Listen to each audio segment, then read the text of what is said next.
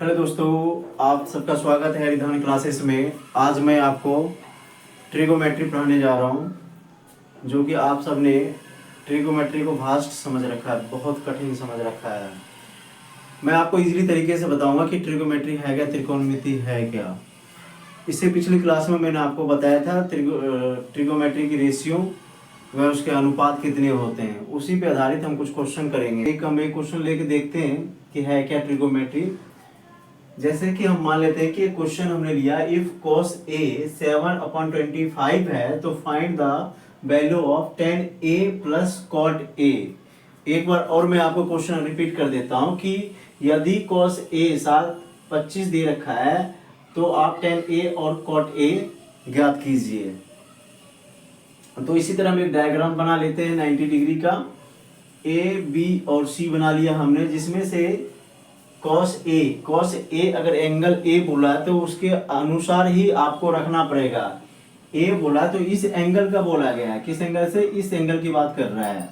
तो इसके लिए क्या होगा, 7 बोला, 7 ऊपर क्या है, 7/25 जो है cos क्या होता है। इसके लिए हम आपको एक छोटा सा फार्मूला बताते हैं, पंडित बद्री प्रसाद हर हर बोले, ताकि आपको याद रहेगा।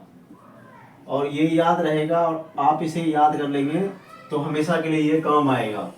तो cos A बोला है, पहले को हम साइन मान लेते हैं, दूसरे को cos मान लेते हैं, तीसरे को tan मान लेते हैं। तो cos बोला है, cos क्या होता है, 7/25।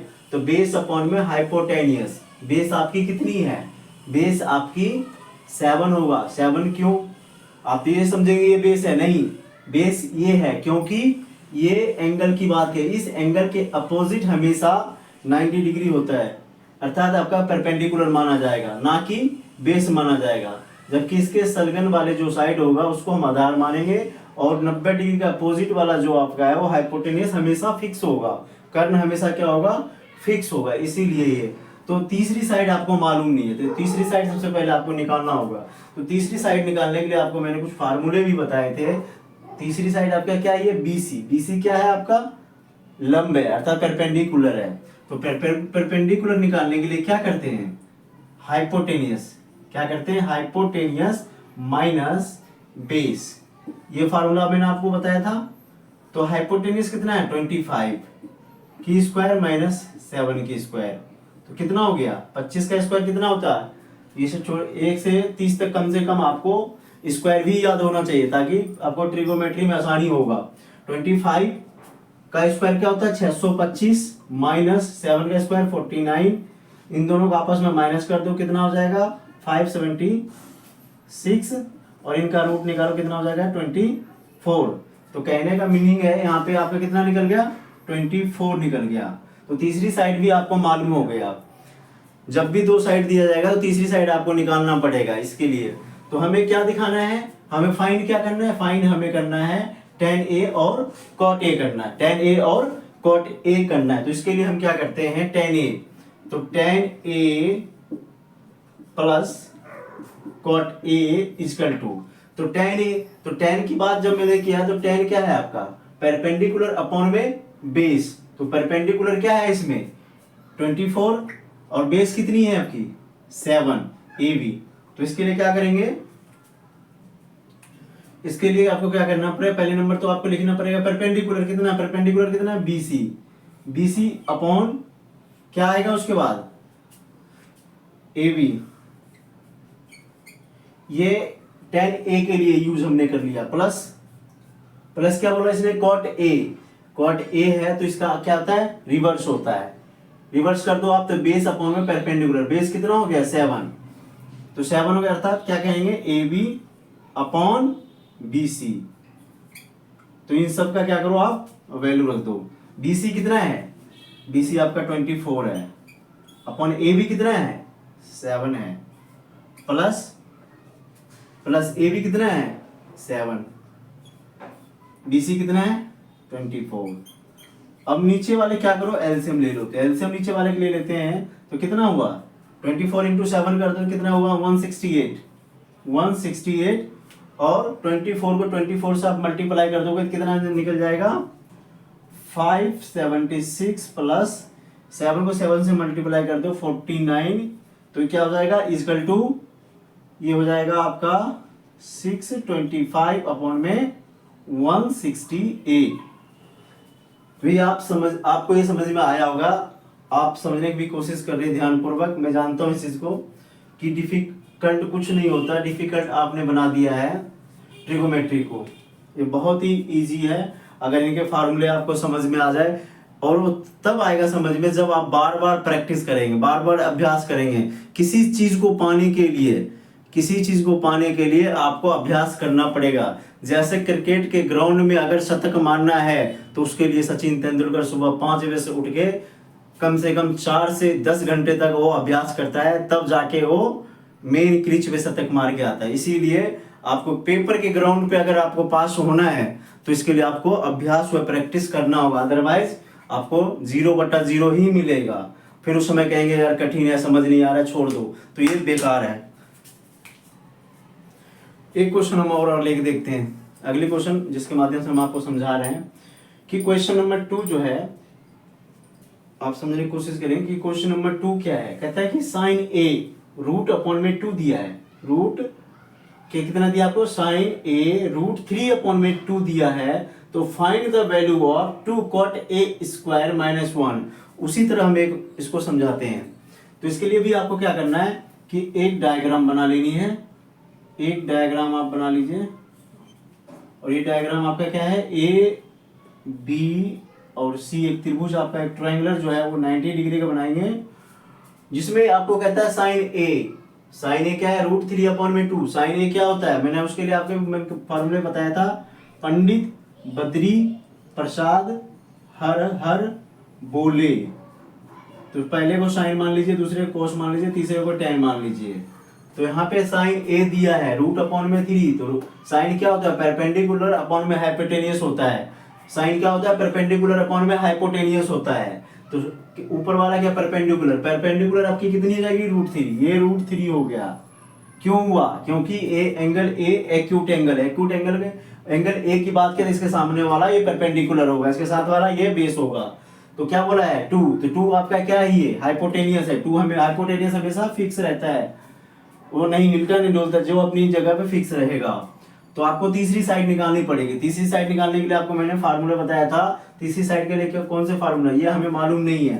तो ये क्या है, बेस है। बेस के लिए क्या होता है, बेस निकालने के लिए आपको क्या करना पड़ेगा, under root hypotenuse minus perpendicular square. तो हाइपोटेनियस आपकी कितने हैं, 2 का स्क्वायर माइनस परपेंडिकुलर कितना है, √3।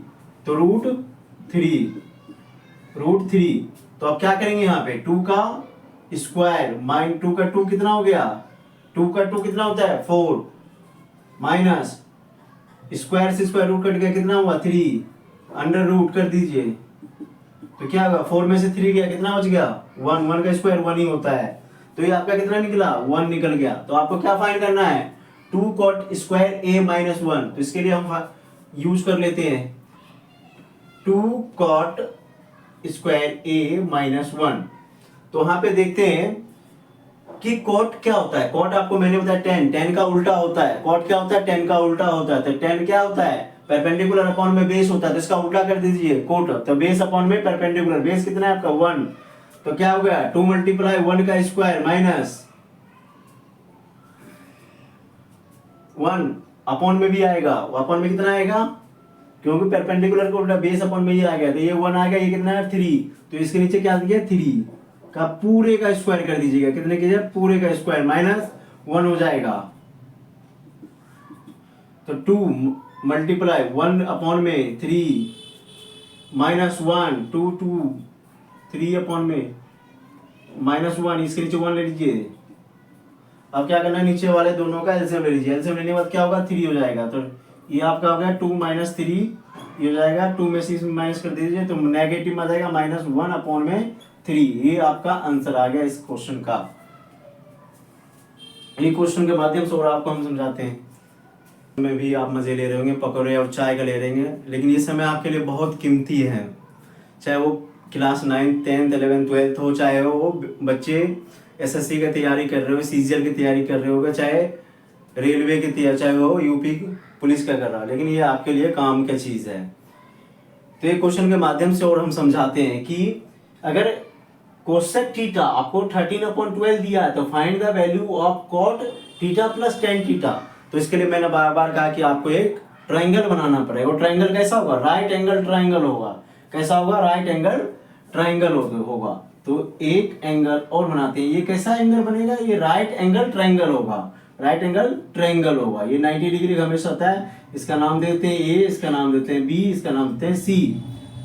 यहाँ पे क्या बोला है? Cosec theta. इसमें किसी एंगल की बात नहीं किया, थीटा की बात किया। तो ये अपनी इसकी जो एक्यूट एंगल है वही रहेगा। तो ये हो गया आपका।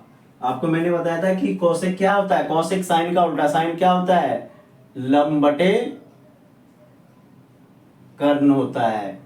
तो लंब बटे का लंब कितना है इसमें? 13। तो ये 13 हो जाएगा। कर्ण कितना है? क्या गलत हो गया?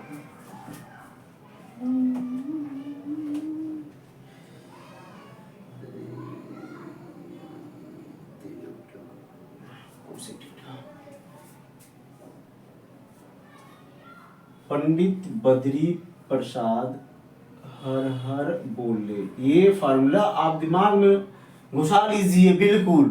जैसे किसी भी प्रकार के गाने को आप घुसा लेते हैं और गुनगुनाते रहते हैं, वो हमेशा आपको याद हो जाता है। इसी तरह इस फार्मूले को भी दिमाग में फिट कर लीजिए, तब जाके आपको याद होगा। तब जाके आप ट्रिगोमेट्री के सम्स को हल कर सकते हैं, सॉल्यूशन निकाल सकते हैं, सॉल्व कर सकते हैं। नहीं तो फिर नहीं निकाल सकते, छोड़ दीजिए, आपके बस की बात नहीं है।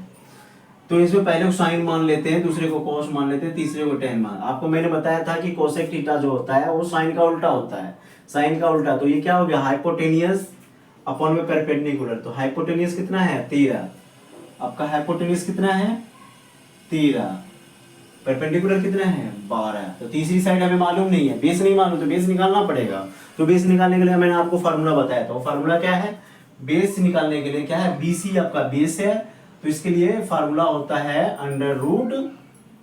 √AC का स्क्वायर माइनस AB का स्क्वायर, मतलब हाइपोटेनियस के स्क्वायर माइनस परपेंडिकुलर के स्क्वायर। तो AC आपका कितना है? 13 का स्क्वायर माइनस में 12 का स्क्वायर, ये हो जाएगा 169 माइनस हो जाएगा 144। ये आपको बता याद होना चाहिए, स्क्वायर कम से कम 30 तक। तो 169 माइनस 144 में क्या होगा? 25। 25 का स्क्वायर कितना निकलता है? 5। तो ये कितना निकल गया आपका? 5। तीसरी साइड आपको मालूम हो गया। तो जब तीसरी साइड आपको मालूम हो जाएगा, ये चीज याद रख लीजिए कि जब आपको 3 चीज में से 2 चीज दिया गया तो तीसरा चीज आप आसानी से निकाल सकते हैं। तो आपको 2 चीज दिया गया तो तीसरा चीज आपने क्या किया? निकाल लिया। तीसरा क्या था? बेस था। बेस मतलब क्या होता है? ये आपका BC निकल गया 5, हमने निकाल लिया। तो आपको क्या पूछा कि find the value of cot theta plus tan theta. तो क्या होता है ये? Cot theta plus tan theta equal to क्या होगा? कॉट थीटा किसका उल्टा होता है? टेन थीटा का। बेस अपॉन में परपेंडिकुलर। बेस कितना है? 5 अपॉन में कितना है? 12 प्लस फिर उसके बाद क्या बोला? Tan theta. Tan theta perpendicular upon में, तो परपेंडिकुलर कितना है? 12। बेस कितना है? 5। तो कितना हो जाएगा ये? इसको इससे कर दीजिए, दोनों के स्क्वायर निकालिएगा। 12 पंचे 60, 55 25 प्लस 12 को इससे कीजिए 144, नीचे लिख दीजिए 169 अपॉन में 1, ये आपका हो गया 16। तो ये आपका आंसर निकल गया। ठीक है, तो बच्चे आपको ये समझ में आ रहा होगा कि आगे हम और क्वेश्चन समझाएंगे नेक्स्ट क्लास में, लेकिन आप इस क्वेश्चन को दिमाग में फिट बिठा लीजिए।